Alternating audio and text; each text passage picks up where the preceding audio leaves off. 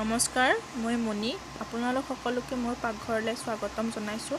আজি মই বনাম একেবাৰে কম সামগ্ৰীৰে পনীৰৰ এটা চিম্পুল ৰেচিপি। তাৰ বাবে পনীৰখিনি মই এনেদৰে কাটি লৈছোঁ। বিলাহী মিডিয়াম চাইজৰ 4টা এনেদৰে কাটি লৈছোঁ। ইয়াত লৈছোঁ মই পিঁয়াজ, জলকীয়া আৰু আদা নহৰু, আৰু ইয়াত আছে ইলাইচি 2টা, ডালচিনি আৰু লং কেইটামান আৰু অকণমান গোটা জিৰা।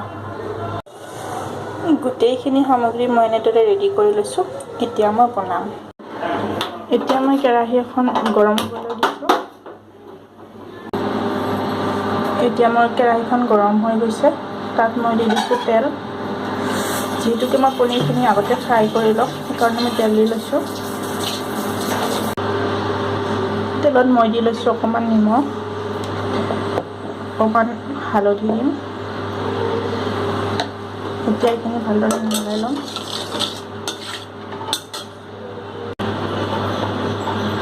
মই এতিয়া পনীৰখিনি দি দিছোঁ আৰু এইখিনি অকণমান লৰাই দিম।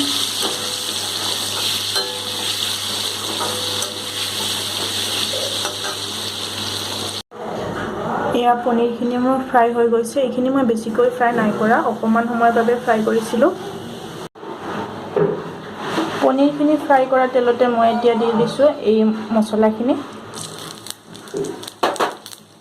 এবাৰ লৰাই ল'ম। তাৰপিছত মই ইয়াত দি দিছোঁ পিঁয়াজ, আদা নহৰু আৰু জলকীয়াখিনি একেলগে।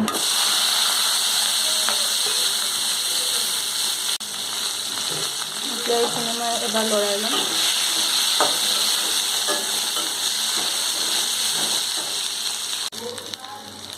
এইখিনি মই অকণমান সময় ফ্ৰাই কৰিম, যাতে পিঁয়াজৰ কেঁচা কেঁচা গোন্ধটো গুচি যায়। আৰু কালাৰটো সলনি হ'লে মই ইয়াত দি দিম বিলাহী। মোৰ পিঁয়াজখিনি ফ্ৰাই কৰা হৈ গৈছে আৰু বেছি সময় ফ্ৰাই নকৰোঁ। এতিয়া ইয়াত দি দিম মই বিলাহী।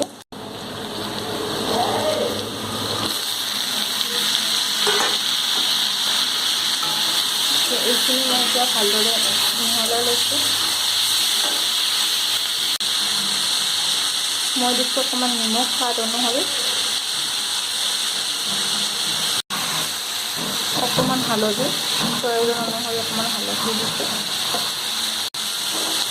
এইখিনি মই ভালদৰে মিহলাই লৈছোঁ।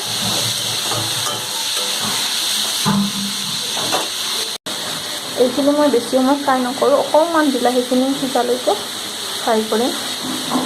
এই ৰেচিপিটোত মই কোনো ধৰণৰ কাজু বা বাদাম বা ক্ৰীম ব্যৱহাৰ নকৰোঁ, একেবাৰে চিম্পুলভাৱে বনাম। বিলাহীখিনি মই অকণমান সময়ৰ বাবে ঢাকনি লগাই দিম। এতিয়া মই ঢাকনিখন গুচাই দিম আৰু এবাৰ লৰাই দিম। বিলাহীখিনি প্ৰায় সিজিছে, অকণমান আৰু সিজিলে মই গেছটো অফ কৰি এইখিনি ঠাণ্ডা হ'বলৈ দিম। বিলাহীখিনি প্ৰায় সিজি গৈছে। এতিয়া মই গেছটো অফ কৰি দিম আৰু এইখিনি ঠাণ্ডা হ'বলৈ দিম। ঠাণ্ডা হ'বলৈ দিয়া বিলাহীখিনি মোৰ ঠাণ্ডা হৈ গৈছে। এতিয়া মই এইখিনি পিচি ল'ম। বিলাহীখিনি মোৰ পিছা হৈ গ'ল। এতিয়া পুনৰ কেৰাহী এখন মই গৰম হ'বলৈ দিছোঁ। কেৰাহীখন গৰম হৈ গৈছে। মই ইয়াত দিছোঁ তেল। মই গেছৰ ফ্লেমটো ল' ৰাখিছোঁ। তেলখিনি গৰম হৈ গৈছে। ইয়াত মই দিছোঁ অকণমান জলকীয়া গুড়ি, অকণমান গৰম মছলা আৰু অকণমান জিৰা। এতিয়া মই দিছোঁ ইয়াত বিলাহী পেষ্টখিনি। এইখিনি দিয়া হৈ গ'ল। এতিয়া মই এইখিনি লৰাই ল'ম। অকণমান সময়ৰ কাৰণে এইখিনি ফ্ৰাই কৰি ল'ম। এইখিনি মই পানীটো অকণমান কমালৈকে ভাজি থাকিম। যেতিয়া পানীখিনি কমিব, তেতিয়া মই পনীৰখিনি দি দিম ইয়াত।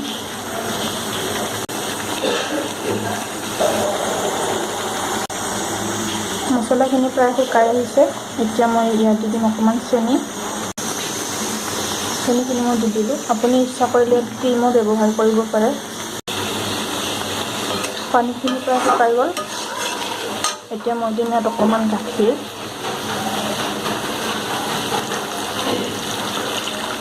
মই অকণমান দিছোঁ, বেছি নাই দিব। এইখিনি এতিয়া ভালদৰে মিহলাই ল'ম।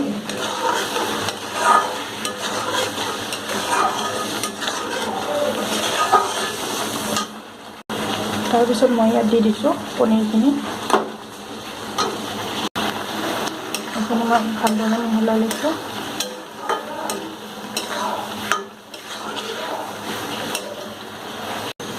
ভালদৰে মিহলাই লোৱাৰ পিছত এইখিনি 1 বা 2 মিনিট সময় এনেদৰে ৰাখি মই গেছটো বন্ধ কৰি দিম।